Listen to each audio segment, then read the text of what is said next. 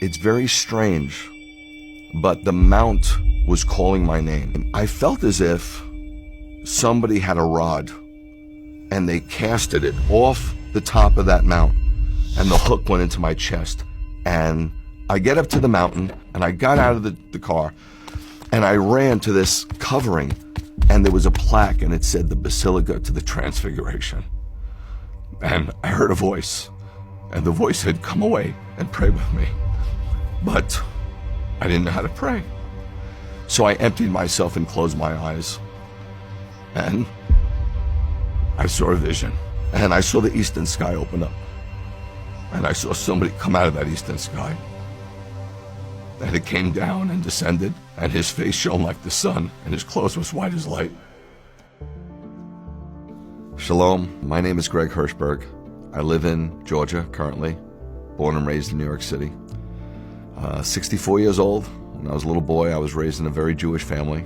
I was raised Orthodox, walked to my synagogue every Shabbat, went to Hebrew school 2 days a week. It was pretty austere. My mom sat behind the curtain. My dad wasn't too into it, as I could tell, but he loved my mom, and my mom was Orthodox, so he went along with it. I knew I was a Jew, and there's something special about being a Jew. A Jew isn't just a religion, it's a nationality.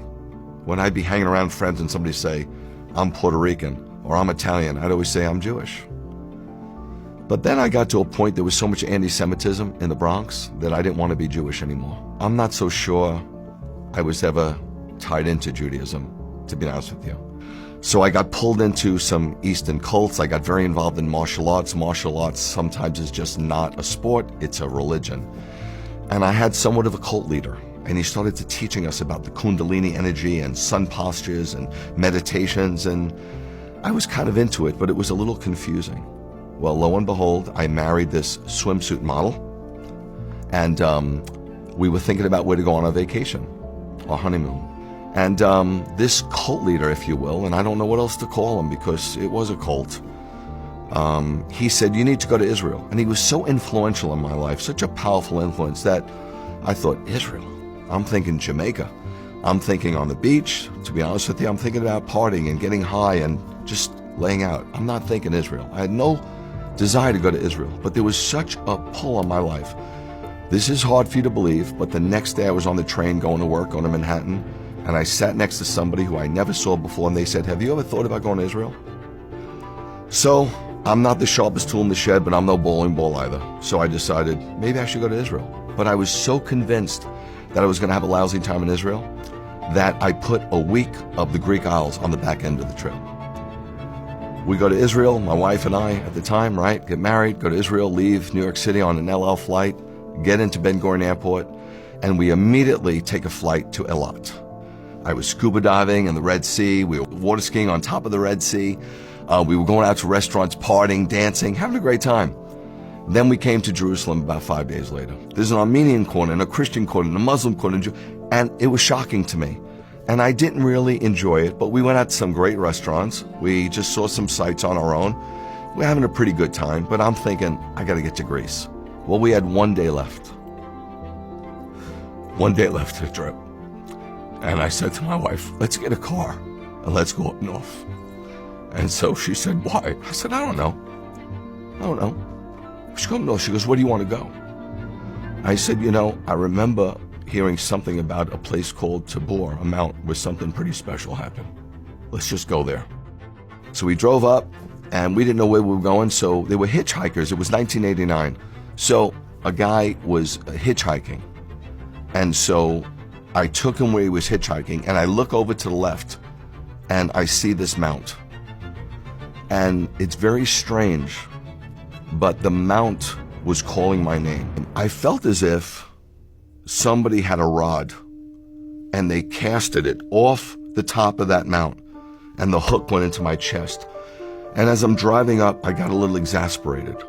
So in reality, we're looking for this Transfiguration Mount because something happened there, right? And I get up to the mountain, and I got out of the car, and I ran to this covering, and there was a plaque, and it said the Basilica to the Transfiguration. And I heard a voice, and the voice said, "Come away and pray with me." but I didn't know how to pray. So I emptied myself and closed my eyes, and I saw a vision. And I know that sounds weird, but people all over the Bible saw visions. And I went to a trance-like state. And I know that sounds New Age, but Balaam went into a trance-like state in the Bible, and others have. And I saw the eastern sky open up, and I saw somebody come out of that eastern sky, and it came down and descended, and his face shone like the sun, and his clothes was white as light. And he pressed himself up against me, and the first thing he said is,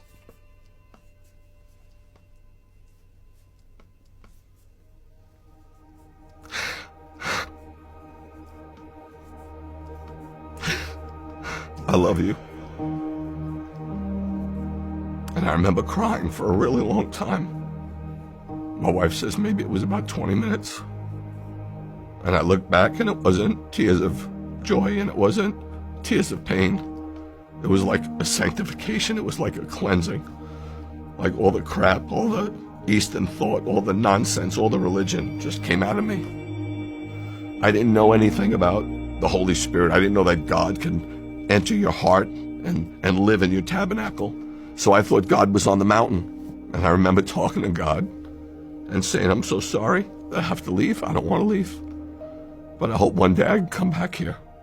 2 kids from the Bronx, punk kids from the Bronx, go to Israel on their honeymoon to party. And we come back born again, saved, knowing Yeshua as our Messiah. And I got to tell you, I was shocked, because I was taught as a young man that Jesus had nothing to do with us. I thought he was the head of the Catholic Church, and Moses, if you will, is the head of the Jewish synagogue. But then I turned over this New Testament expecting to see something really Christian, something hardcore Gentile, and said, this is the genealogy of Yeshua the Messiah, the son of Abraham. I'm like, what? I'm in shock. The son of David. I'm in shock. I'm reading this genealogy, and it's purely a Jewish genealogy. I get into the other parts of the gospel, and I see he's circumcised on the 8th day like me. His mother goes through purification rites, Tohar, like my mom. He has a Pinyan Haben and dedicated, like I was. Man, I can't believe it. So to this day, when they say to me, you know, Rabbi Greg, Jesus was Jewish, I'm like, what's with the past tense? It doesn't matter, but that's a fact. And the crazy thing is, I was secular, right? How did Jesus, the head of the church, bring me back to my Judaism? So if you believe in Yeshua, you don't become less Jewish, you kind of become more Jewish. Jesus never gave up being Jewish. He's born a Jew, he was raised a Jew, he was Torah observant, he died a Jew, he was buried a Jew, he rose a Jew, he ascended a Jew, and he's coming back as a Jew. I never look back. I'm so thankful for what God has done for me. I feel so free. I feel so alive, more than I've ever felt.